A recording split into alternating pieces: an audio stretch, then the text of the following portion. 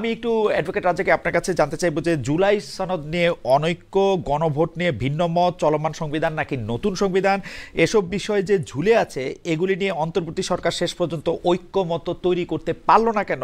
জাতীয় ঐক্যমত কমিশন কেন হাল ছেড়ে দিয়ে বলা যায় বিদায় নিল? সার্বিকভাবে বিষয়টি কিরকমভাবে দেখছেন বা কি দেখছেন আপনি? আমাদের আরো একটা প্রশ্ন আছে, আপনি যদি একটু সংক্ষেপে না, উত্তর আপনি দিতেন। তো একবারে তো অনেকগুলো প্রশ্ন করলেন যে মানে এই সংবিধান না কোন সংবিধান। জি জি। বিষয়টা হচ্ছে, আমি সিম্পল আপনাকে যদি বলি, বর্তমান সরকারটা কিন্তু অন্তর্বর্তীকালীন সরকার, এবং এই অন্তর্বর্তীকালীন সরকারটা আমার চেয়ে আপনি ভালো বোঝেন, বারবার বলি, because I paying full respect to you, যে আপনি ভালো বোঝেন অন্তর্বর্তী সরকার হলো একটা সরকার চলে গেছে আর একটা সরকার আসবে, এর মাঝখানের সময়ের যে সরকার। এবং অন্তর্বর্তীকালীন সরকার কিন্তু 2 দিন থাকুক আর 2 বছর থাকুক, পূর্ণাঙ্গ সরকার। এবং এই পূর্ণাঙ্গ সরকার, যার কথাটা কিন্তু আবার আমাদের যে সংবিধান, যেটার কথা বারবার আমরা বলি, সেই সংবিধানের ভিতরে কিন্তু এখন এই মুহূর্ত পর্যন্ত অন্তর্বর্তীকালীন সরকার বলতেও কিছু নাই, তত্ত্বাবধায়ক সরকার বলতেও কিছু নাই। সুতরাং উনি অন্তর্বর্তীকালীন সরকার হিসেবে কাজ করতেছেন।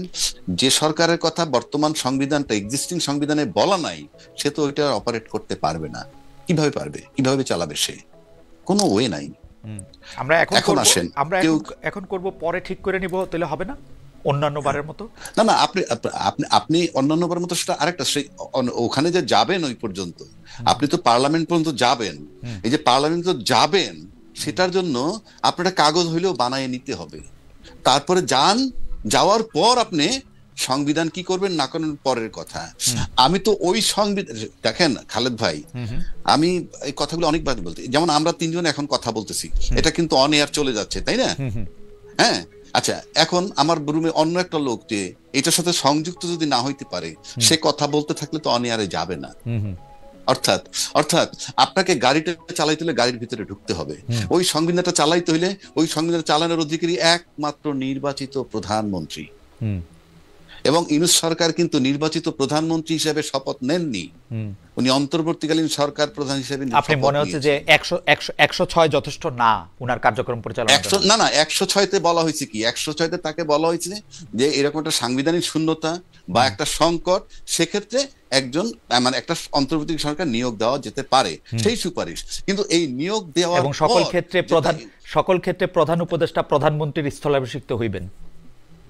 না না, অন্তর্বর্তী সরকার প্রধানমন্ত্রীর কি স্থলাভিষিক্ত হবেন বলা আছে না? এটা ইমপ্লাইড মিনিং, এটা তো বলা থাকবে। সরকারটা কেমনে চালাবে? আপনি অন্তর্বর্তী, আপনি মিনিং ইন্টারনাল আপনি ধরে নিলে আমি কি করব? আপনি শব্দটা হলো অন্তর্বর্তীকালীন সরকার, এটার মিনিং আমি সংবিধানের প্রধানমন্ত্রী কিভাবে ধরবো তাকে? কারণ আপনি বলতেছেন যে অন্তর্বর্তীকালীন সরকার পূর্ণাঙ্গ সরকার, সেইভাবে ধরবো পূর্ণাঙ্গ সরকার, এবং সেই জন্য সরকার প্রধান লাগবে একটা সরকার। না না, উনি তো সরকার প্রধান। ওকে, এবং উনি সরকার প্রধান হিসেবে প্রধানমন্ত্রীর সকল ক্ষমতা এক্সারসাইজ করবেন, অসুবিধা কি? আমি প্রধানমন্ত্রীর কথা তো আনতেছিই না। উনি তো নিছেন অন্তর্বর্তীকালীন সরকারের প্রধান হিসাবে। উনি তো প্রধানমন্ত্রী কিভাবে হবেন? যদি তাকে আপনি প্রধানমন্ত্রী সবাই মিলে বানায় দেন, তাহলে সংবিধানে ঢুকে যাক, 29 সাল পর্যন্ত থাকুক, এটা হবে না? হবে না, এটা হবে। উনি যখন যেহেতু হবে না, জি, যেহেতু হবে না, উনি পরিষ্কার অন্তর্বর্তীকালীন সরকার, এবং অন্তর্বর্তীকালীন সরকার নিছেন অন্তর্বর্তী সরকার হিসাবে। আমার এবং আমার দর্শকদের জন্য, অ্যাডভোকেট আছে কি, আমার এবং আমার দর্শকদের জন্য আমি এটা একটা ছোট ভাঙা বলি। আপনার কাছে কি মনে হয় যে প্রধান উপদেষ্টা সরকার প্রধান হিসেবে যে পাওয়ার এক্সারসাইজ করেন, এইটা প্রধানমন্ত্রীর চেয়ে কিছু কম? আমি প্রধানমন্ত্রী আনবই তো না, প্রধানমন্ত্রী নাই আমার। তো প্রধান উপদেষ্টা হিসাবে উনি যে কাজ করতে পারবেন, সেইটা কি উনি সরকার প্রধান হিসাবে উনাকে কোনো কাজ করতে কি উনাকে বার দেওয়া হয় বা কমাই দেওয়া হয় যে না, তুমি অন্তর্বর্তীকালীন সরকারের প্রধান, তুমি এইটা পারবা না? না না, উনি 12 দেওয়া হচ্ছে না, কমাও দেওয়া হচ্ছে না, উনি করছেন, এবং উনি যে করছেন সেটা সবাই মেনে নিচ্ছেন। যেমন ধরেন, আপনি ওই সংবিধানে যদি যান, তর্কের খাতিরে বলছি, সংবিধানটায় বলা আছে সংসদ ভেঙে যাওয়ার পর 90 দিনের মধ্যে নির্বাচন। কোনো কারণে যদি না হয়, তাহলে আরো 90 দিন, আপনি 180 দিন পাবেন। তাহলে যেদিন ইউনূস সাহেব আসলেন, আসার পর যখন উনি বলছিলেন অল্প সংস্কার হলে, সংক্ষেপে বলি, অল্প সংস্কার হলে ডিসেম্বর 25-এর মধ্যে নির্বাচন, আর বেশি সংস্কার হলে জুন 26-এর মধ্যে নির্বাচন। তখন কি আমরা বাংলাদেশের ব্যক্তিরা, রাজনীতিবিদরা কেউ কি প্রশ্ন করছিলাম যে আপনি অতদূর কিভাবে যাবেন? আপনি তো সংবিধান মোতাবেক সর্বোচ্চ 180 দিনের মধ্যে নির্বাচন দিয়ে চলে যাবেন। আমরা কি কেউ ভয়েসটা রেজ করেছিলাম? আমার মনে পড়ে। কিন্তু অ্যাডভোকেট, আমার কাছে কি মনে হয়, ফেব্রুয়ারি 2025-26-এ যখন আমরা নির্বাচন দিব, যখন একটা পার্লামেন্ট আসবে, সেই পার্লামেন্টের মধ্যে আমরা ভূতাপেক্ষ এইটাকে কার্যকর বলবো যে উনাকে এই কয়দিন এই জন্য থাকতে হয়েছিল, এই জন্য এটা সিদ্ধ, এবং এটা সংবিধানে কোনো অসুবিধা আমি দেখি না। ঠিক আছে, আপনার তর্কের খাতিরে আপনাকে আমি আপনার জবাবটা দিচ্ছি। আমরা তো এটা জুলাই সনদ করেছিলাম, তাই না? জুলাই সনদ, আরে সরি, জুলাই সনদ না, জুলাই ঘোষণাপত্র, রাইট, জুলাই ঘোষণাপত্র। আমি এটা বারবার বলে আসছি, এখনো বলছি আপনার সামনে, জুলাই ঘোষণাপত্র যেটা আমরা করলাম, সেটার ভিতরে তো এই সরকার আমরা একটা মেয়াদ দেই নাই। তো আমরা তো দিতে পারতাম যে এই সরকারের মেয়াদ 8ই আগস্ট 2024 থেকে 30 জুন 2026 পর্যন্ত হবে, নাম্বার 1। নাম্বার 2, এর ভিতরে উনি একটা ইলেকশন কমিশন নিয়োগ দিবেন। নাম্বার 3, এর ভিতরে উনি একটা নির্বাচন করে চলে যাবেন। পারতাম তো, এখনো দেওয়া যায়, এখনো দেওয়া যায় জুলাই ঘোষণাপত্র সংশোধন হিসাবে। কেন দিচ্ছি না? না দেওয়াতে কি অসুবিধা হয়েছে? আপনার মেয়াদ দিত না, আপনি কিভাবে নির্বাচন? না, আপনি মেয়াদ নাই তো, আপনি মেয়াদ নাই তো বলতেছেন, কিন্তু এটা একটা বিশেষ অবস্থা, পরবর্তী সরকার না আসা পর্যন্ত এই সরকার প্রধানকে কন্টিনিউ করতে হবে। এটা তো হচ্ছে মানে আপনি যদি সংবিধানটাকে ভাঙতে থাকেন পরমাণুর মতো, কিন্তু কোথাও একটা গিয়ে তো আপনার থামতে হবে আসলে। সেটাই বলছি, যদি তাই হয়, আমি তো এডমিট করতেছি, সেটা কি অন্তর্বর্তীকালীন সরকার যে সিদ্ধান্ত নিতেছেন এইগুলো সব অন্তর্বর্তীকালীন সংবিধান মোতাবেক, অর্থাৎ উনি ওই সংবিধানের বাইরে, উনি ওই সংবিধানে ঢুকতে পারছেন না, আপনি ঢুকাইতে পারবেন না, ওনার নাম ওখানে নাই, তাকে কিভাবে ঢুকাবেন? সুতরাং উনি এই যে ফেব্রুয়ারিতে নির্বাচন হচ্ছে, ওনার সিদ্ধান্ত অন্তর্বর্তীকালীন সরকারের অন্তর্বর্তীকালীন সংবিধান মোতাবেক, ওটা ওনার মাথা থেকে আসতেছে। আপনি এটারে বায়বীয় বলতে পারেন, অলিখিত বলতে পারেন, হোয়াটএভার ইট ইজ, সবাই যখন মেনে নিচ্ছে ওটাই সংবিধান। হ্যাঁ, না, আমিও তো সেটাই বলতেছি, কিন্তু আপনি এটাতে কি সমস্যা দেখতেছেন? মানে আমি ঠিক বুঝতে পারছি না যে আমি সমস্যা দেখতেছি কোন জায়গায় সেটা বলি। আমি সমস্যা দেখতেছি, আর সবাই বলতেছে ওই সংবিধান মোতাবেক নির্বাচন হচ্ছে, ওই সংবিধান মোতাবেক হচ্ছে। যখনই আপনি ওই সংবিধানে যাবেন, তখনই তার নির্বাচনী সময় পার হয়ে গেছে, নাম্বার 1। নাম্বার 2, ওই সংবিধান মোতাবেক যদি প্রথম 90 দিনের মধ্যে নির্বাচন দেওয়ার কথা বলে থাকি, যে দেয় নাই, অথচ যে ইলেকশন কমিশন যে তার নিয়োগই হয়েছে কিন্তু 21 নভেম্বর 2024-এ, অথচ তাদের ওই সংবিধান মোতাবেক নির্বাচন দেওয়ার কথা 90 ডেজের মধ্যে হইলে 8ই আগস্ট 2024 থেকে 7ই নভেম্বর 2024-এর মধ্যে নির্বাচন দেওয়ার কথা ছিল। না, এই যে এই নির্বাচনটা সংবিধান মোতাবেক হইতেছে, এই কথাটা তো হচ্ছে 10টা কথার একটা কথা। আমি তো শুনতেছি এই নির্বাচনটা হইতেছে একটা জরুরি প্রয়োজনে, এই নির্বাচনটা হইতেছে জুলাই আগস্টের একটা অভ্যুত্থানের ফলে একটা অদ্ভুত অবস্থায়। এখানে শোনাশুনি ব্যাপার না, এটা রাষ্ট্র, কিন্তু হ্যাঁ, রাষ্ট্র, এটা কোনো সমিতি না যে আমি চালাই নিলাম। আপনি এটাকে এভাবে চালাই নিতে পারবেন না। এখন আপনি যদি গোজামিল দিয়ে নিয়ে যান, হ্যাঁ, একটা গণঅভ্যুত্থানে তো আপনার অনেক গোজামিল দিতে হইছে এমনিও। এই তো একটা গণঅভ্যুত্থানে তো আপনাকে গোজামিল দিতে হইছে। আমার তো গোজামিলে প্রবলেম নাই, না, আপনি গোজামিলে প্রবলেম নাই মানে কি? তাইলে তো আপনি বলতে পারেন প্রথম যে এই আপনি আমাদের দেশে আরো অভ্যুত্থান হয়েছে, সামরিক অভ্যুত্থান হয়েছে, বেসামরিক অভ্যুত্থান হয়েছে, কিন্তু আমরা কি কোনো অভ্যুত্থানের পরে দেখছি এরকম যে বায়তুল মুকাররমের ক্ষতি পালায় যায়, যার পিছে লক্ষ না, সেটা তো আরেকটা কথা হলো, সেটা তো আরেকটা কথা। না, কেন বলবেন? আপনি আমাদের দেশে যে অভ্যুত্থান হয়েছে, সেই অভ্যুত্থানে কি হয়েছে আপনারা আমি মনে করাই দেই। আমাদের এই অভ্যুত্থানের পরে কে সরকার চালাবে এবং এই সরকার চালানোর পরে কি হবে, সেই এক ব্যক্তির জন্য সংবিধান চেঞ্জ হয়েছে। বলেন কার? শাহাবুদ্দিন সাহেবের জন্য সংবিধান চেঞ্জ হয়েছে, উনি রাষ্ট্রপতি থেকে আবার প্রধান বিচারপতিতে গেছেন। আচ্ছা, সেখানে আসছি আমি। শাহাবুদ্দিন সাহেবের শুধু একটা মাত্র পার্ট ছিল যে উনি আবার পূর্বের পদে ফেরত যাবেন, এইটুকু অসাংবিধানিক। বাট তাকে যে ভাইস প্রেসিডেন্ট নিয়োগ দিছে, তার কাছে ক্ষমতা হস্তান্তর করছে, সব সাংবিধানিক। না, সব সাংবিধানিক। শুধু তাকে ফেরত যাওয়াটা, শুনেন, ফেরত যাওয়াটা কেন? ফেরত যাওয়াটার সাথে আমার রাষ্ট্রের কোনো হ্যাম্পার হয় না। 3 দলীয় রূপরেখা, সমস্ত রাজনীতির একত্রে, আচ্ছা ঠিক আছে, ওনাকে ফেরত দেওয়া যাবে। আমাদের দেশের আমি এবার এই সিচুয়েশন মিলাই, জনাব রাজ্জাকী সাহেব, আপনি দেখেন আমাদের প্রধানমন্ত্রী পালায়ে গেছে, সরকার প্রধান এখন কে হবে? সুপ্রিম কোর্টের থেকে জিনিসটা জানতে চাওয়া হয়েছে। সরকার প্রধান হবেন প্রধান উপদেষ্টা, তিনি প্রধানমন্ত্রীর দায়িত্ব পালন করবেন তিনি হচ্ছেন অমুক লোক হবেন, এই একটু জায়গায় সংবিধানের ব্যত্যয় হয়েছে। এটা আবার পরে সংবিধানে ঠিক করেও নেওয়া যাবে, এটা এমন কিছু জিনিস না। নির্বাহীর দায়িত্ব পালন করবেন জি, প্রধানমন্ত্রী রাষ্ট্রের প্রধান নির্বাহীর দায়িত্ব পালন করবেন। হ্যাঁ, রাষ্ট্রের প্রধান নির্বাহী পার্থক্য কি? প্রধানমন্ত্রীর দায়িত্ব আর প্রধান নির্বাহী আপনি তাহলে আপনি ইউনূস সাহেবকে কি প্রধানমন্ত্রী বলতে চান কিনা? আমি প্রধান উপদেষ্টাই বলতে চাই, নামে কিছু আসে যায় না। উনি প্রধানমন্ত্রীর দায়িত্ব পালন করেন। আপনি প্রধানমন্ত্রীর জায়গায় ঢুকাবেন কেমনে তাকে? ঢুকাইতেছি তো। উনি সরকার প্রধান, আপনি রিভলভারের বক্সে পিস্তল ঢুকাবেন কেমনে? না না, তো আপনার সাথে তো আমি আইনি কুটতর্কে আমি যাব না, কিন্তু আপনি আমাকে এই কথা বলেন। দিস ইজ নট কুটতর্ক। আপনি আমাকে বলেন, আমি তো একটা সরল প্রশ্ন করছি যে সরকার প্রধান হিসেবে ডক্টর ইউনূস সাহেবের ক্ষমতা কোন প্রধানমন্ত্রী থেকে কম কিনা? প্রধানমন্ত্রী কোন প্রধানমন্ত্রী? কোন প্রধানমন্ত্রী, বাংলাদেশে যত প্রধানমন্ত্রী হয়েছে তাদের কারো থেকে কম কিনা? না না না না না না, আপনি অন্য প্রধানমন্ত্রী টানবো কেন? এটা তো বায়বীয় বিষয় না। আপনি যখন তুলনা করেন আপনি তো একটা, হ্যাঁ, সরকারের প্রধান নির্বাহী, প্রধানমন্ত্রীও সরকারের প্রধান নির্বাহী। সরকার প্রধানমন্ত্রী নির্বাচিত সরকার প্রধান, আর ইউনূস সাহেব হইলেন 106 ধারার বিধান মোতাবেক, জনগণের ম্যান্ডেট মোতাবেক প্রধান নির্বাহী সরকারের, অন্তর্বর্তীকালীন সরকারের প্রধান। আমি অবশ্য আচ্ছা, আমার নাম রাজ্জাকি, আমার নাম মহিউদ্দিন বললে কাজ হবে? না না, সেইটা তো নামের ক্ষেত্রে ঠিকই আছে, মানুষের ক্ষেত্রে ঠিকই আছে, কিন্তু সরকার আপনি একজনকে বলবেন তিনি হচ্ছে প্রধান নির্বাহী। আমি তো বুঝি আমি আপনাকে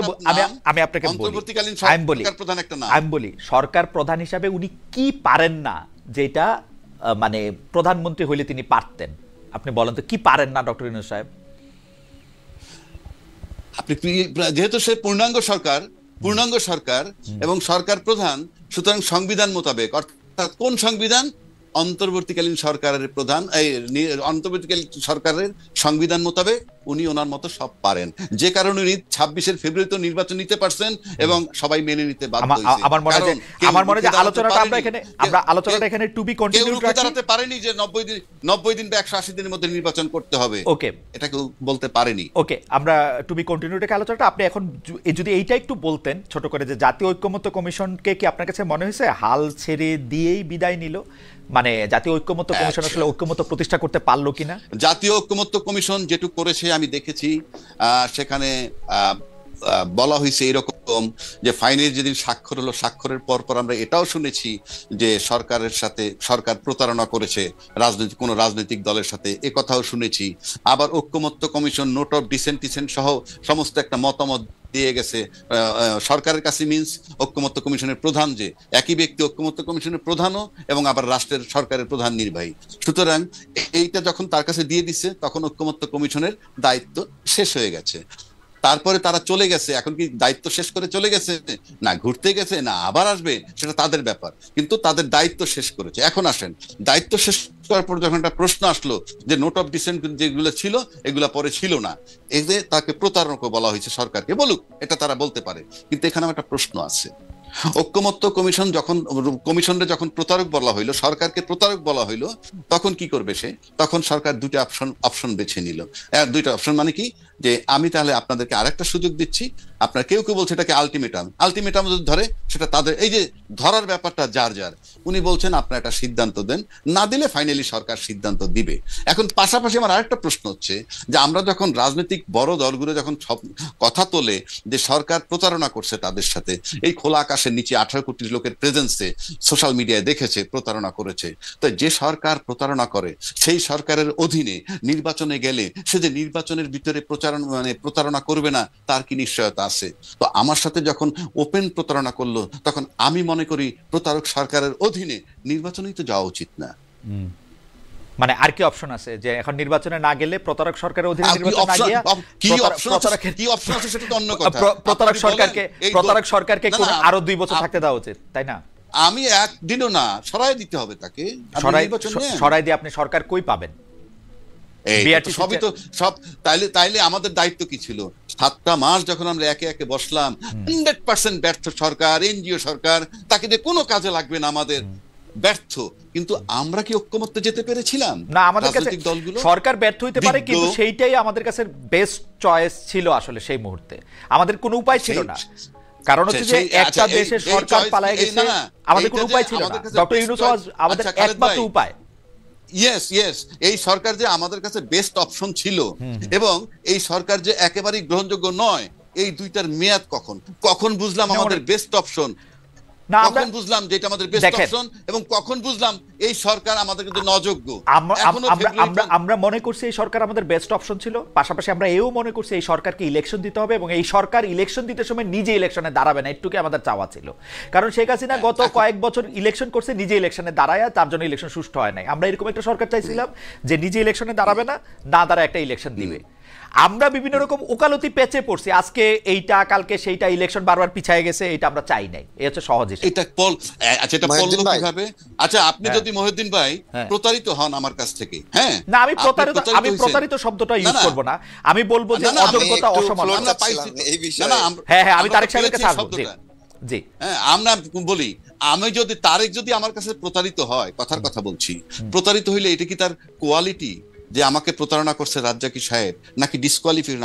আপনি বুঝতে পারবেন না কেন যে আপনার সাথে প্রতারিত হচ্ছে? না, আমি বুঝতে পারি না তা কিন্তু না, মানে আমি প্রতারিত হইলে আমি বুঝতে পারতাম, কিন্তু প্রতারণা শব্দটা আপনি ব্যবহার করতেছেন, আমি ব্যবহার করতেছি না।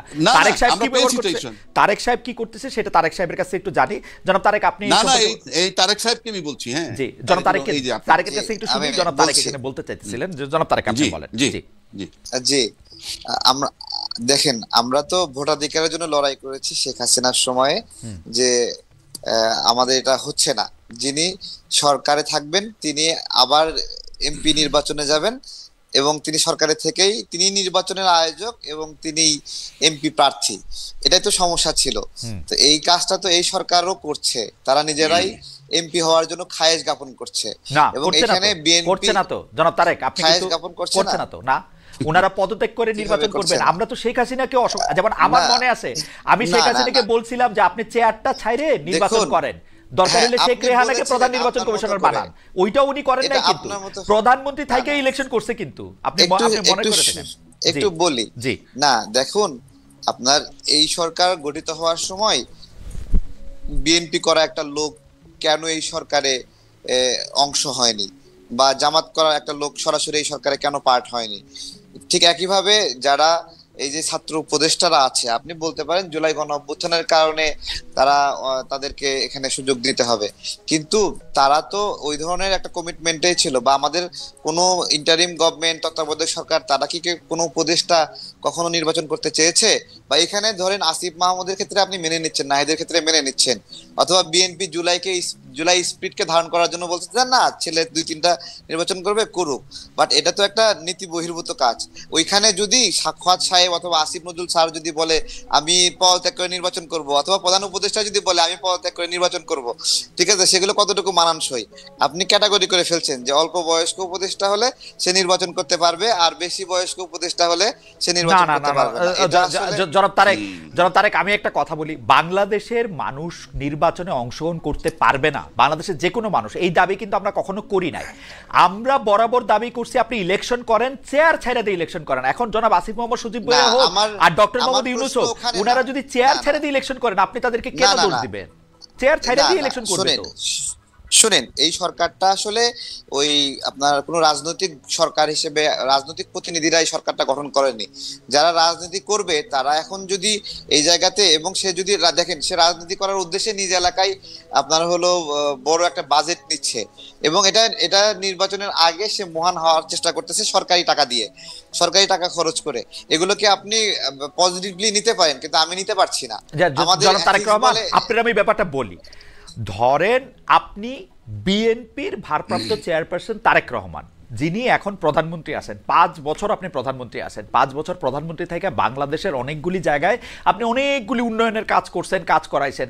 তার মানে কি জনগণ আপনাকে ভোট দিবে? এটা আপনার মানে এটা আপনার পাওনা হয়ে গেছে ভোট? না না, তো আপনি চেয়ার ছেড়ে ইলেকশন করবেন, চেয়ার ছেড়ে জনগণের কাতারে নেমে ইলেকশন করবেন, সেটা আপনি যে কোনো সময় করতে পারেন। দেখেন, অন্তর্বর্তীকালীন সরকারের কোন উপদেষ্টা বা তত্ত্বাবধায়ক সরকারের কোন উপদেষ্টা যখন চেয়ার ছেড়ে নির্বাচন করতে চাইবে, এবং তার আগে সরকারের পক্ষ থেকে তার এলাকায় স্পেশাল বাজেট দেওয়া হবে, এগুলো এথিক্স এর মধ্যে যায় না, আমি মনে করি যায় না। না না, কিন্তু আমরা কিন্তু গত 15 বছর 17 বছর 21 বছরের সবকিছু আমরা ভুলে যেতেছি। আমরা কিন্তু শেখ হাসিনাকে বলছিলাম যে আপনি প্রধান নির্বাহীর চেয়ার ছাড়েন, ছাইরা আপনি ইলেকশন করেন। একটাই দাবি ছিল আমাদের গত 15 বছরে, যে আপনি ছাইরা ইলেকশন করেন, কারণ আপনি থাইকা ইলেকশন করলে আপনি কি করেন এটা আমরা দেখতে পাচ্ছি। না না না না, আমি বলছি দেখেন, এটা হলো মানে প্রচলিত রাজনৈতিক সরকার না। এখানে যে মানুষগুলো আসছে, এটা একটা সামাজিক চুক্তি ছিল ওই সময়েই, যে অন্তর্বর্তীকালীন সরকারের উপদেষ্টারা নির্বাচনে অংশগ্রহণ করবে না, এরকম একটা বলা বলি ছিল এবং এই ধরনের একটা প্রজ্ঞাপন হওয়ার কথা ছিল। কিন্তু এটা তাদের মধ্যে বিরোধিতার কারণে এই প্রজ্ঞাপনটা আর হয়নি, যে এই অন্তর্বর্তীকালীন আমার মনে হয় যে জনাব তারেক, আমরা যে বিষয়টা নিয়ে তর্ক করতেছি, আমার মনে হয় আপনি ঠান্ডা মাথায় ভাইবা দেখবেন, অন্তর্বর্তীকালীন সরকারের উপদেষ্টারা নির্বাচনে অংশগ্রহণ করবে না। আসলে জনাব আসিফ মোহাম্মদ সজীব ভুঁইয়া যেই মুহূর্তে পদত্যাগ করবেন, তিনি আর অন্তর্বর্তী সরকারের উপদেষ্টা থাকবেন না। আসলে তাকে বিচারের আওতায় আনা উচিত, তার অর্থনৈতিক ব্যবস্থাপনা দুদক দিয়ে সেইটা আপনি আলাদা আলাপ করেন, আপনি 100 বার বিচার করেন। নির্বাচন তো দূরের কথা, সেই আগ্রহ পোষণ করার সঙ্গে সঙ্গে তাকে বহিষ্কার করা উচিত ছিল। এবং সে কেন এই আগ্রহ পোষণ করছে এবং এই আগ্রহের কারণে সে কত টাকা দুর্নীতি করেছে এই প্রস্তুতি নেওয়ার জন্য, আপনিও একটা প্রাইভেট পারসন হিসেবে আপনি তার বিরুদ্ধে, যদি আপনার কোনো ক্ষোভ থাকে, লুকাস স্ট্যান্ডাই থাকে, আপনি রাজ্জাক সাহেবকে সঙ্গে নিয়ে, এটা কোনো সুযোগ নাই, আপনার কোনো লুকাস স্ট্যান্ড নাই, এই উনি চুরি করবে, কেউ এটার মধ্যে হবে না। আমি স্রেফ বলছি এখন হয়তোবা তারা বিএনপির সঙ্গে যাবে, আমাদের সাথে বিএনপির বন্ধুত্ব আছে, থাকলেও আমরা এটা বিরোধিতা করব। এটা আমরা মনে করি এটা ন্যায় নয়, ঠিক আছে? না না, আপনার ন্যায়ের হিসাব দিয়েই তো পৃথিবীতে একমাত্র ন্যায়ের ডিকশনারি লেখা হবে না। ন্যায় তো নানা ধরনের হইতে পারে। কোনো উপদেষ্টা কখনোই উপদেষ্টার নির্বাচন করবে না জনাব তারেক, উপদেষ্টার নির্বাচন করবেন না। উনি যখন পদ ছেড়ে দিবেন তখন তিনি আর উপদেষ্টা থাকবেন না। পদ ছাড়লেও করতে পারবেন না, পদ ছাড়লেও কখনো করেননি। কেন করেন নাই? মানে তো আপনি এই অনুরূপ সরকার, বাংলাদেশে হাইকোর্টের বিচারকরা চেয়ার থেকে নেমে ইলেকশন করছে জনাব তারেক রহমান। না না না, তারপরে এই যে অ্যাটর্নি জেনারেল একটা লোভনীয় পদে আছেন, উনিও নির্বাচনে, আমার কাছে মনে হয় বাংলাদেশের সব অ্যাটর্নি জেনারেল নির্বাচন করে আসা উচিত। আমার কাছে এটা মনে হয়, এটা এর আগেও আসছে, এরপরও আসছে। আমি মনে করছি এই ধরনের সুবিধাজনক পদে অন্তর্বর্তীকালীন সরকারের থেকে এটা উচিত না, এটা উচিত না। কোন দলের সমর্থনে থাকলেই সেটা ন্যায্য হয়ে যাবে। বিএনপি আপনার জন্য আমার যে প্রশ্ন ছিল, সেই প্রশ্নটা যদি একটু অ্যাড্রেস করেন। আপনারা যারা নতুন রাজনীতি করতে চান, রাষ্ট্র সংস্কার, রাষ্ট্র মেরামতের জন্য গত 7-8 বছর ধরে আপনার সাথে আমার কথা হচ্ছিল। আপনি 2016 সালে আপনি কুমিল্লা বিশ্ববিদ্যালয় থেকে সর্বোচ্চ স্নাতকোত্তর পর্যায়ে ডিগ্রি নিয়েছেন। তারপর থেকে এই 7-8 বছর ধরে আপনি আন্দোলন সংগ্রামে আছেন, রাজনীতি করছেন। রাজনৈতিক সংগঠন পরিচালনা খরচ, কর্মসূচির অর্থসংস্থান নিয়ে আমি সবাইকেই প্রশ্ন করে থাকি। আপনার ক্ষেত্রে আপনি যদি একটু বলতেন যে আপনার দলটা আসলে আপনি কিভাবে এই ব্যয় নির্বাহ করেন, বা এইটার আদৌ কোনো ব্যয় আসে কিনা, আপনি নির্বাচন করলেও বা এই ব্যয়টা কোত্থেকে আসবে, জনাব তারেক রহমান? জি, অনেক ধন্যবাদ। আমাদের রাজনৈতিক প্রক্রিয়ায় একবারে ইনিশিয়ালি শুরু থেকেই এটা পুরাটাই মানুষের দান নির্ভর। আমাদের প্রবাসী ভাইরা দান করতেন, তারপরে শিক্ষকরা, ব্যবসায়ীরা বিভিন্ন বিচ্ছিন্ন হবে, এবং একবার ইনিশিয়ালি কোটা সংস্কার আন্দোলনের সময়ের পরবর্তী যে সংকটগুলো আসছে, এটা পুরোপুরি বিকাশ, নগদ অথবা এই ধরনের ক্লাউড ফান্ডিং এর মাধ্যমে আমরা এটা কাজগুলো করেছি। এবং আমাদের গণ অধিকার পরিষদ যখন 2 ভাগে ভাগ হয়ে গেল, তখন আমরা এটাকে তখনও পাবলিক ডোনেশনের উপরেই আমরা নির্ভর ছিলাম। এবং আমি যেটা করতাম, যে আমি সবসময় এটা তালাশে থাকতাম যে আমার নিজের একটা কর্মসংস্থান থাকবে। সে কারণে একবারে শুরু থেকেই ফল ব্যবসা করতাম। আমি প্রত্যেকটা সিজন আসতো, আমি প্রচুর পরিমাণে ফল বিক্রি করতাম বা মধু বিক্রি করি, সেখান থেকেও একটা ফান্ডিং হয়। তো আমি আমার নিজের ফান্ডিং, আমি রাজনীতিতে আমার নিজে ব্যক্তিগতভাবে যা ইনকাম করি তার মেজরিটি আমি রাজনীতিতে আমার সম্পৃক্ত করে ফেলি। পাশাপাশি আমাদের সহযোদ্ধা, শুভাকাঙ্ক্ষী যারা আছে, তারা আমাদেরকে সাপোর্ট করেন। আমরা এটা আপনার হলো লুকানোর কিছু নাই, আমরা মানুষের অর্থ সহযোগিতা নেই। এটা তো রাজনীতি, তো সহযোগিতা নিতে হবে, নিজে নিজে সবকিছু করা যায় নাকি? ওকে, জনাব তারেক রহমান, আপনাকে ধন্যবাদ। অ্যাডভোকেট আবু রাজ্জাককে আমি এবার একটা অন্য বিষয়ে আপনার একটু দৃষ্টি আকর্ষণ করতে চাই। এখন একটা কথা খুবই প্রচলিত আছে যে পরবর্তী বাংলাদেশের পরিচালনা, এটা রাষ্ট্রের পরিচালনা হোক, এটা সামাজিক নর্মসগুলি ঠিক করে দেওয়া হোক, সেইটার ক্ষেত্রে আসলে কোনো পরিবর্তন আসবে কিনা। এই ক্ষেত্রে আমি উল্লেখ করতে চাই যে জামায়াতের শীর্ষ নেতারা আমাদের মেয়েদের, নারীদের যারা কাজ করতেছেন তাদের কাজের সময় কমানো, তারা ঘরে বেশি থাকলেই রাষ্ট্র বেশি তার পাশে দাঁড়াবে বলে বলছেন, আপনি এটাকে কীভাবে বিশ্লেষণ করেন যে আমাদের মেয়েদের কি আসলে বেশি মানে কম কাজ করা উচিত, বা একেবারে কাজ না করা উচিত, না পারলে রাষ্ট্র তাকে টেক কেয়ার করা উচিত? এই ক্ষেত্রে আপনার অবস্থান কি, মানে আপনি কি মনে করেন যে এটা কি হওয়া উচিত? ধন্যবাদ খালেদ ভাই, এর মধ্যে শেষ পার্ট। জি, আমি এই বিষয়টা আজকে এক জায়গায় আলাপ করেছি, সেটা হলো এই যে আপনি নারীর 5 ঘন্টা ডিউটি কমায় দিবেন। প্রশ্ন হলো ডিউটি কমাই দিয়ে কি আপনি পুরা বেতন দিবেন কিনা, দিলে কোন বিধানে দিবেন, আবার তারা কি তাদেরকে কমাবেন কেন, তার ডিউটি কমাইতে হবে কেন, এটা কি আপনার কোনো লোভনীয় কিছু?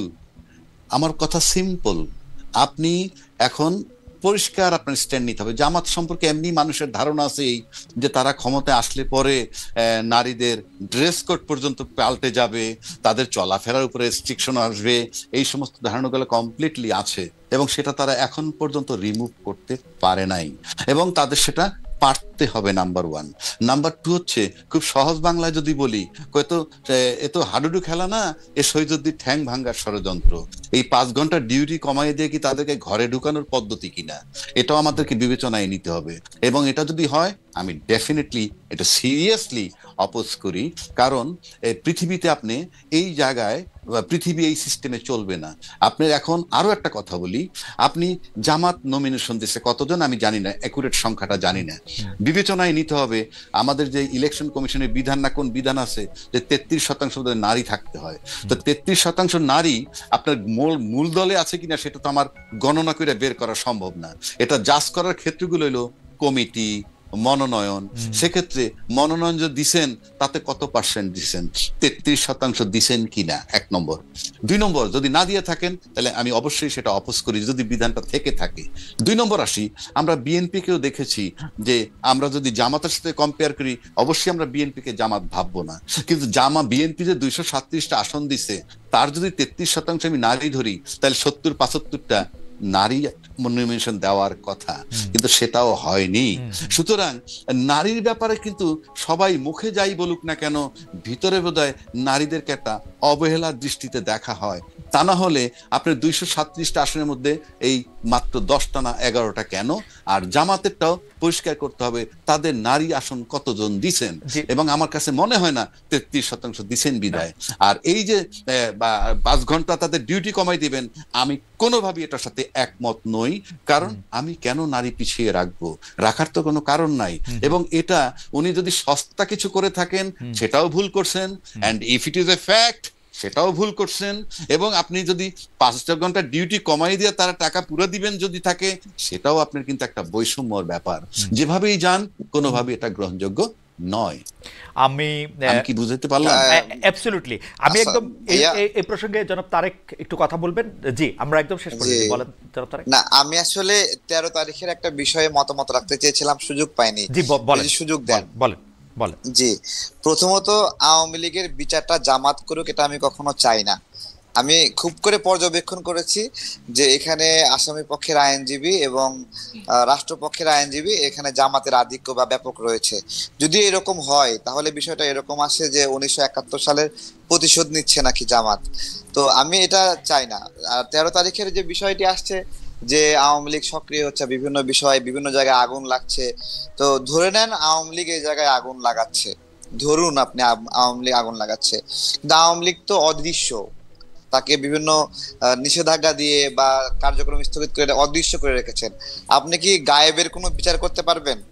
আর আওয়ামী লীগ আপনার হলো যদি এইভাবে গায়েব হয়ে থাকে তাহলে সেটাকে মোকাবেলা করবেন। ধরেন বিমানবন্দরে যে আগুন লাগছে, সে আগুন যে লাগলো, ধরুন আওয়ামী লীগ আগুন দিছে, বিনিময়ে কি 20টি আওয়ামী লীগ নেতার বাড়িতে আপনি আগুন দিয়েছেন? তো এই যে একটা রাজনৈতিক বোঝাপড়া, আমি মনে করি রাজনীতি একটা হলো সামাজিক চুক্তি, যে সামাজিক চুক্তির মধ্য দিয়ে যে পরাজিত হয় তার প্রতিও একটা আপনার হলো ব্যবস্থাপনা থাকে যে তার প্রতি কি আচরণ করা হবে। বাংলাদেশের রাজনৈতিক দলগুলো এত আমি বুঝতে পেরেছি জনাব তারেক রহমান, আপনি ইয়েটা আমি বুঝতে পেরেছি। আমি একটু জনাব রাজ্জাকি সাহেবের কাছে জানতে চাই। জনাব রাজ্জাকি সাহেব, জনাব তারেক রহমান যে অভিযোগটি করতেছেন সেই অভিযোগটির প্রেক্ষিতে আপনি কোনো মন্তব্য করবেন কিনা? যদি 1-2 লাইনে মন্তব্য করতেন যে উনি চান না যে আওয়ামী লীগের বিচার জামায়াত করুক, এটা নিয়ে আপনার কোনো মন্তব্য আছে? আছে কিনা, ট্রাইব্যুনালে অনেক জামাতের লোকজন। আপনি ব্যক্তি আপনি বলেন তো খালেদ ভাই, আওয়ামী লীগের বিচার কি জামাত করছে? আমি এই মন্তব্য করি নাই, এটা জনাব তারেক রহমান আমি আপনার কাছে জানতে চাই। আমি তো তাজুল ইসলাম সাহেবকে চিনি যিনি মানে এইটার প্রধান, তিনি তো এবি পার্টি করতেন। এবি পার্টি প্র্যাকটিক্যালি উনারা যেটা দাবি করেন সেটা হচ্ছে জামায়াতের এন্টিথিসিস অনেক জায়গা থেকে, আমি জানি না। না, তাজুল ইসলাম তো ওই আপনার হলো যুদ্ধাপরাধী মামলার আসামি পক্ষের আইনজীবী ছিলেন, তিনি আবার রাষ্ট্রীয় পক্ষের আইনজীবী হয়ে গেলেন।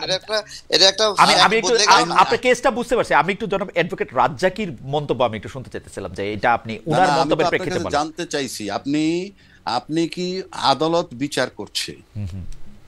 আপনি আদালত বিচার করছে, জামাত বিচার করছে, এই কথাটা কেন আসলো? না সেইটা হয়তো তারেক সাহেব যেটা বুঝাতে পারতেছেন যে হ্যাঁ বিচারকরা জামাতপন্থী। আমি তো অ্যাবসলিউট টার্মে বলতেই পারবো না। তারেক সাহেব তো অ্যাবসলিউট টার্মে বললেন যে জামাত বিচার করতেছে। আমি সেটাই প্রশ্ন করতেছি, তিনজন বিচারক ফাইনালি কিন্তু কলমের খোঁচাটা দিবেন বিচারক, তারা কি জামাত? তারেক সাহেব আপনি কি তারেক সাহেব এটাকে আপনি প্রশ্ন উত্তর দিবেন, তারা কি জামাত যারা বিচারক আছেন তিনজন ট্রাইব্যুনালে? আমি যে অবজারভেশন থেকে বলছি সেটা আইজিপি মামুনের আইনজীবী বলেন, তারা তো জামাতপন্থী। অন্তত বিভিন্ন বিষয়ে এখানে জামাতের আধিক্য এবং জামাতের ব্যাপক প্রভাব আছে। এবং আমার কাছে এই ফ্যাক্ট মনে হচ্ছে যে জামাত আওয়ামী লীগের বিচার করছে।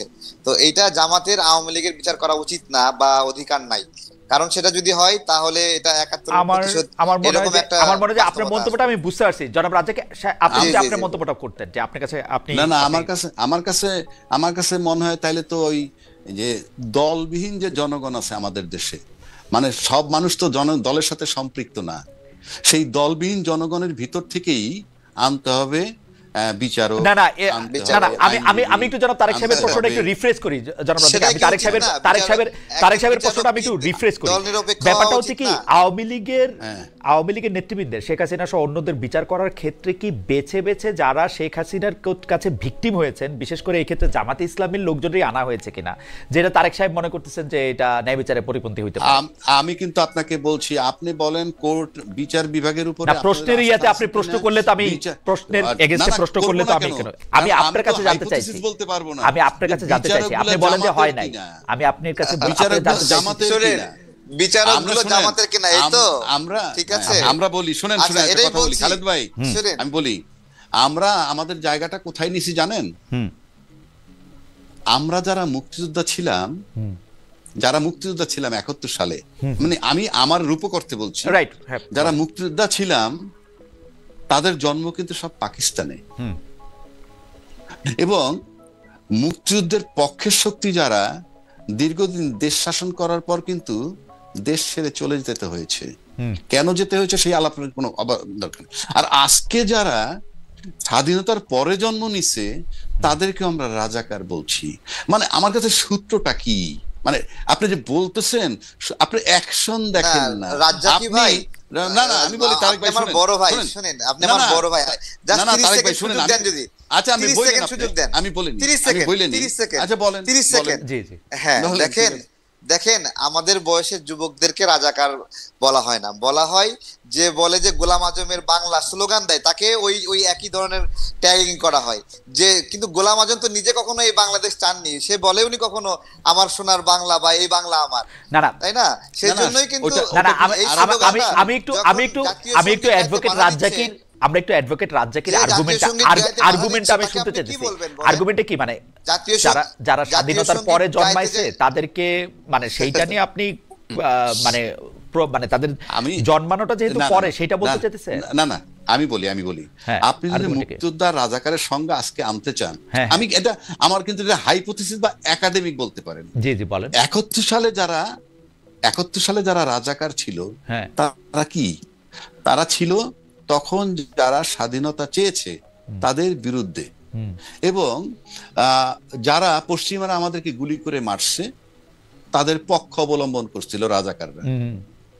এবং তখন তো সেটা পাকিস্তান ছিল, দুইটা দেশ ছিল না, দুইটা দেশ হলো ৭১ সালের ১৬ই ডিসেম্বর। একটা দেশের মধ্যেই কিন্তু পাকিস্তানি সরকার, আমি শেষ করি, আমি দিচ্ছি তো, পাকিস্তান সরকার তখন যাদেরকে মারছে তারা কিন্তু পাকিস্তানের নাগরিকই হত্যা করছে, মানে স্বাধীন পাকিস্তানের নাগরিকই হত্যা করেছে। ওকে, এবং সেই হত্যাকে যারা সমর্থন করেছে তারা হইল রাজাকার। আজকে যদি বাংলাদেশের 2024-এর ঘটনা আপনি আনেন, তাহলে এই সরকার বসে কিন্তু এই স্বাধীন দেশের স্বাধীন নাগরিককে হত্যা করেছে। সেই স্বাধীন নাগরিককে হত্যা করার পরেও তখনকার মিডিয়ায় যারা যারা ওই সরকারকে সমর্থন করেছিল তাদেরকে অবশ্যই এই যুগের এই সময়ের রাজাকার বলতে হবে। আর তখন যারা ওই ফ্যাসিস্ট সরকারের বিরোধিতা করছে, সে যদি রাজাকারের নাতিও হয়ে থাকে, সে এই সময়ের মুক্তিযোদ্ধা। ওকে, মানে আপনি এইভাবে সংজ্ঞায়নটা করতে চান, তাই তো? ডেফিনেটলি, কারণ দুইটা সময় কিন্তু স্বাধীন দেশের লোকেরা সরকার হত্যা করেছে। আপনি কি জামায়াতে ইসলামী বাংলাদেশের রাজনৈতিক ইতিহাসে যে জামায়াতে ইসলামী ফ্যাক্টরটা আছে সেটাকে এইভাবেই ডিল করতে চান? নো, ওটাকে আমি এভাবে নিচ্ছি। আমি বলছি দুইটা স্বাধীন দেশেই সরকার স্বাধীন লোকরা হত্যা করেছে। ওকে, দুইটা স্বাধীন দেশে সরকার স্বাধীন দেশের লোকরা হত্যা করেছে। বাংলাদেশের সরকারও দেশের স্বাধীন স্বাধীন স্বাধীন সাধারণ মানুষ এই দেশের লোককে হত্যা করেছে। ওকে, এবং তখন যে যারা এই হত্যার পক্ষপাতিত্ব করেছে সেটাকে আপনি কিভাবে নেবেন? আচ্ছা আচ্ছা, না না, সেটা আপনার সংজ্ঞা আমরা বুঝতে পেরেছি। জনাব তারেক, আপনি আমরা একদম শেষ পর্যায়ে আছি। আমরা একটু বলছি, জি একটু বলেন, একটু বলছি। জি জি, হ্যাঁ, দেখুন আপনার হলো জামাত যেটা করেছে বাংলাদেশের জন্মের বিরোধিতা করেছে, এবং তারা আচ্ছা ঠিক আছে, রং হতে পারে, আপনি বলেন, কিন্তু আমি জিনিসটা যেটা আমরা এই প্রসঙ্গটাতে কেন আসলাম? আজকে তো জামাত ইসলামীর কেউ আমাদের সঙ্গে নাই। না, ওই যে বিচার থেকে আসছি, বিচার থেকে আসছে। আচ্ছা ঠিক আছে, জামাতের করা উচিত না। ঠিক আছে, আপনি তাহলে আপনার বক্তব্যটা শেষ করেন, আমরাও একটা। হ্যাঁ, আওয়ামী লীগের বিচার না, আমি বলছি দুটার একটা পার্থক্য আছে। আওয়ামী লীগ নিজে ক্ষমতায় থাকার জন্য কিছু মানুষকে হত্যা করেছে, কিন্তু জামাত তো এই দেশের ক্ষমতা, এই দেশের মানুষের ক্ষমতা, জনগণের ক্ষমতা পাকিস্তানের হাতে তুলে দেওয়ার জন্য লড়াই করছে। দুটোর তো পার্থক্য আছে। ওকে, আপনি কি নতুন কোনো বক্তব্য আছে? এখানে তো শেখ হাসিনার কাছে ক্ষমতা রাখার জন্য। না না, কিন্তু আমার প্রশ্ন হচ্ছে অ্যাডভোকেট রাজ্জাকি, আমার প্রশ্নটা হচ্ছে, বলেন এই যে জামাত যে এখন ক্ষমতায় জামাত টানতেছেন কেন আমাদের এই আলোচনাতে? এটা আচ্ছা ঠিক আছে, উনি জামাতটাকে টানতেছিলেন, জামাতে ইসলামীর লয়াররা বা বিচারকরা আওয়ামী লীগের বিচার করতেছেন কিনা, সেই ক্ষেত্রে বিচারকরা জামাতের কিনা? হ্যাঁ, বিচারকরা জামাতের কিনা? বিচারকরা জামাতের কিনা? আচ্ছা, বিচারকরা জামাতের কিনা এটা বলতে আমি ভয় পাচ্ছি। ঠিক আছে, এটা আমরা এই আলোচনার মধ্যে আমরা নাই।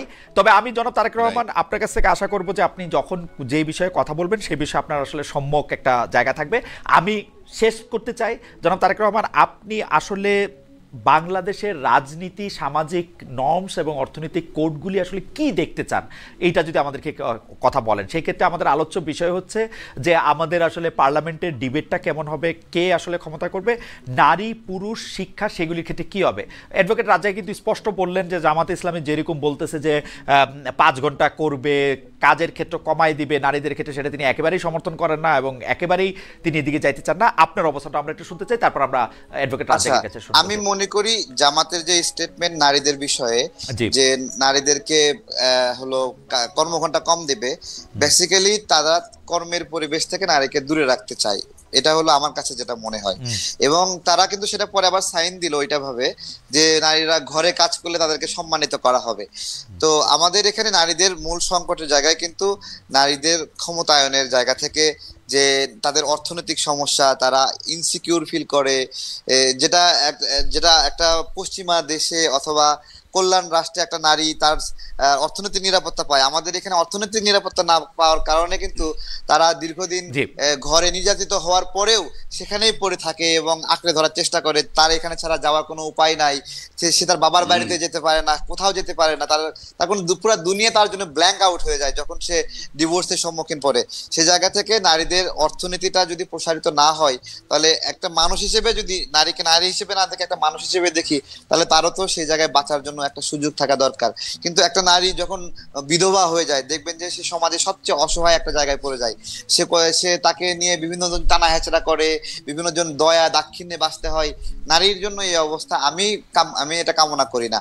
এবং সংসদে এবং যে সংস্কার কমিশনে যে আলোচনা হয়েছে, সেখানে নারীর মিনিমাম প্রতিনিধিত্ব ছিল না। আমাদের সংগঠন থেকে একজন ছিল, আর হলো ওই যে আমাদের আসমা আব্দুর রব ভাইয়ের ওয়াইফ, উনি আসতো। এছাড়া এই কমিশনে নারীর কোনো প্রতিনিধিত্ব ছিল না।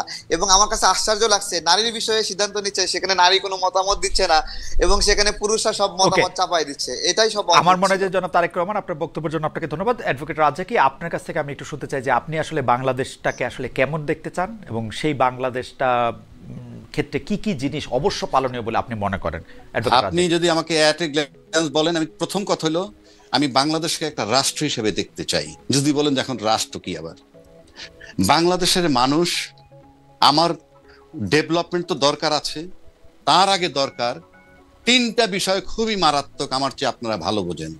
মানুষের ব্যক্তির, মানুষের জান, মানুষের মাল, মানুষের বাক স্বাধীনতা, মানুষের স্বাধীনভাবে চলাফেরার ক্ষমতাটা, যেটা আমরা দীর্ঘ 53 বছরে আজ পর্যন্ত এস্টাবলিশ করতে পারিনি।